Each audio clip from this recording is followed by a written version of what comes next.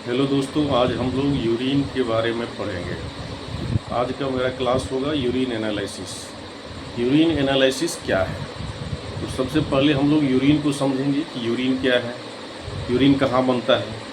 तो यूरिन एक तरह का बॉडी फ्लूइड है जो कि किडनी में बनता है। किडनी में नेफ्रॉन होते हैं और नेफ्रॉन के अंदर बोमेंस कैप्सूल होते हैं जहाँ पर यूरिन बनते हैं और वे मेटाबॉलिज्म के बाई प्रोडक्ट के रूप में शरीर के बाहर उत्सर्जित होते हैं। उसी को हम लोग यूरिन कहते हैं। तो शरीर के मेटाबॉलिज्म और नॉर्मल फंक्शनिंग ऑफ किडनी के नॉर्मल फंक्शन, लीवर के नॉर्मल फंक्शन और बॉडी के मेटाबॉलिज्म की सारी जानकारी प्राप्त करने के लिए हम लोग यूरिन का एनालिसिस करते हैं। मनुष्य के शरीर में बीमारी को पता लगाने के लिए यूरिन का डायग्नोसिस हम लोग करते हैं। तो यूरिन डायग्नोसिस जब करते हैं तो इसके लिए सबसे महत्वपूर्ण चीज़ होती है यूरिन का कलेक्शन। तो यूरिन का कलेक्शन हम लोग कैसे करेंगे? तो यूरिन का टेस्ट हम लोग 3 तरह से करते हैं। 3 तरह का टेस्ट होता है यूरिन का मेनली। फर्स्ट हो गया routine examination of urine, second culture and sensitivity of urine और थर्ड हो गया यूपीटी टेस्ट। यूपीटी एक प्रेगनेंसी टेस्ट होता है जिसमें कि HCG हार्मोन का हम लोग पता लगाते हैं। इसके लिए एक लैब में किट आता है, उस किट पर हम लोग यूरिन एनालिसिस करते हैं और इससे हम लोग HCG हार्मोन का पता लगाते हैं। तो परीक्षा के लिए एक इम्पोर्टेंट क्वेश्चन हो गया आपका HCG हार्मोन। HCG हार्मोन, इसमें 2 तरह का क्वेश्चन बनता है कि प्रेगनेंसी टेस्ट में हम लोग किस हार्मोन का पता लगाते हैं। तो आंसर होगा HCG हार्मोन। दूसरा हो गया कि HCG का फुल फॉर्म क्या होता है। तो HCG का फुल फॉर्म ह्यूमन कॉर्डियोट्रोपिक हार्मोन होता है, जिसे हम लोग को याद रखना है। 2 क्वेश्चन आपको यहाँ पे बन जाता है। और यूरिन प्रेगनेंसी टेस्ट के लिए हमें कलेक्शन जो करेंगे यूरिन का, वो एक क्लीन एंड ड्राई कंटेनर में करेंगे और उससे हम लोग टेस्ट करेंगे। और जब किट पर इसे हम डालते हैं, प्रेगनेंसी किट पर इसे हम 2 बूंद डाल के इसका रिजल्ट पता करते हैं। उसमें 1 और 2 लाइन आता है। अगर 1 लाइन आ गया फर्स्ट लाइन, तो इसे कंट्रोल लाइन होता है, जो कि जिससे कि हमें ये पता चलता है कि किट सही है। दूसरा लाइन अगर आ जाता है तो हमें कंफर्म हो जाता है कि ये पॉजिटिव है। और दूसरा लाइन नहीं आया, सिंगल लाइन आता है, तो क्या होता है, कंट्रोल लाइन सिर्फ आता है तो हम लोग रिजल्ट नेगेटिव देते हैं। कंट्रोल और टेस्ट दोनों आता है तो हम लोग रिजल्ट पॉजिटिव देते हैं।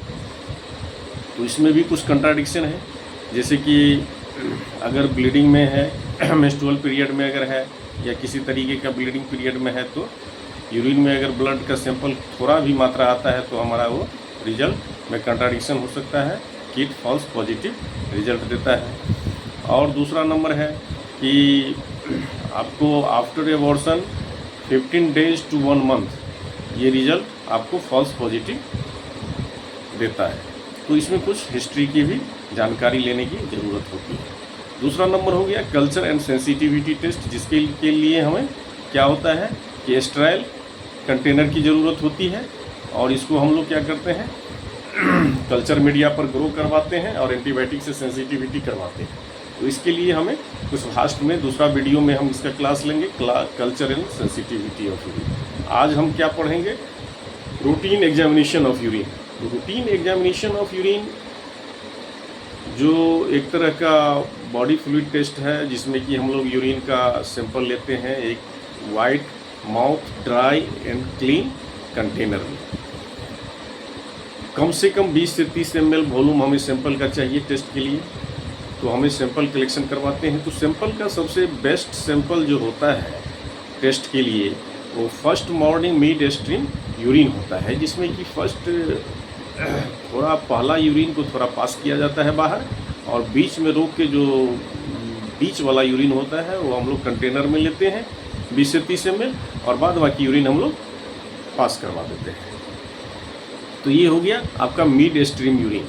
तो आपका इस पर भी क्वेश्चन बनेगा कि सबसे best sample for test of urine is midstream urine, first morning voided midstream urine, ये आपका आंसर होगा। ये दूसरा क्वेश्चन बन जाता है। तो इस तरीके से बहुत सारा क्वेश्चन आपका यूरिन से आएगा।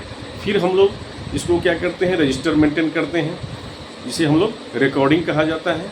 लैब के लिए रिकॉर्डिंग हो गया। सेकेंड स्टेप में हम लोग जाते हैं फिर उसका हम लोग क्या करते हैं, लेबलिंग करते हैं, कंटेनर को लेबलिंग करते हैं, फिर उसे हम लैब में डायग्नोसिस के लिए भेजते हैं। तो डायग्नोसिस में हम लोग यूरिन डायग्नोसिस में फर्स्ट ऑफ ऑल इसमें हम लोग मेनली 3 चीज़ देखते हैं। पहला हो गया फिजिकल एग्जामिनेशन, दूसरा केमिकल एग्जामिनेशन और तीसरा माइक्रोस्कोपिक एग्जामिनेशन। तो फिजिकल एग्जामिनेशन में पहले हम लोग उसको कलर देखते हैं। कलर क्या होना चाहिए, नॉर्मल कलर पेल येलो होना चाहिए। अगर कलर में अगर चेंजिंग हो रहा है तो हम लोग रिपोर्ट में भी मेंशन करेंगे। दूसरा हो गया कि अगर वॉल्यूम कम है यूरिन का तो वो भी मेंशन कर देंगे कि यूरिन में कम यूरिन आ रहा है कि ज़्यादा यूरिन आ रहा है, कि ये चीज़ हमको मेंशन कर देना है। तो इसीलिए यूरिन का क्वांटिटी भी रहता है। तो 20 से 30 ml अगर आ रहा है तो उसमें इंडिकेट कर देना है 20 से 30 ml। तो फिर उसके बाद हम लोग उसके कलर पर जाएंगे, फिर उसके अपीयरेंस पे जाएंगे कि नॉर्मल अपीयरेंस यूरिन का क्लियर होना चाहिए। अगर हैजी है तो हैजी लिखेंगे। फिर हैजी क्यों होता है, वो कई कारणों से होता है। तो उसी बात की बात समझने की बात है, हम लोग पहले इसको हम डायग्नोसिस पर आते हैं। तो हैजी बहुत कारण से होता है। बैक्टीरियल इन्फेक्शन हो सकता है, उसमें ल्यूकोसाइट हो या फॉस्फेट की मात्रा हो, बहुत सारा ऐसा कारण है, एपिथेलियल सेल हो, ये सब कारण से हैजी हो सकता है। उसके बाद हम लोग पीएच पर आएंगे। तो नॉर्मल पीएच जो होता है तो क्या होता है 6.0। यूरिन एसिडिक होता है, उसका नॉर्मल पीएच 6.0। ये भी एक क्वेश्चन बनता है कि नॉर्मल यूरिन का पीएच कितना होता है, तो हम लोग लिखेंगे 6.0। उसके बाद हम लोग फिजिकल एग्जामिनेशन में आ जाएंगे स्पेसिफिक ग्रेविटी। तो स्पेसिफिक ग्रेविटी जो होता है यूरिन का वह 1.003। ये चीज़ याद रखना है, ये बहुत ही VBI क्वेश्चन है जो कि हर लैब टेक्नीशियन के हर एग्जाम में आता है। ये normal specific gravity of urine. तो आपका आंसर क्या होगा 1.003। तो ये हो गया नॉर्मल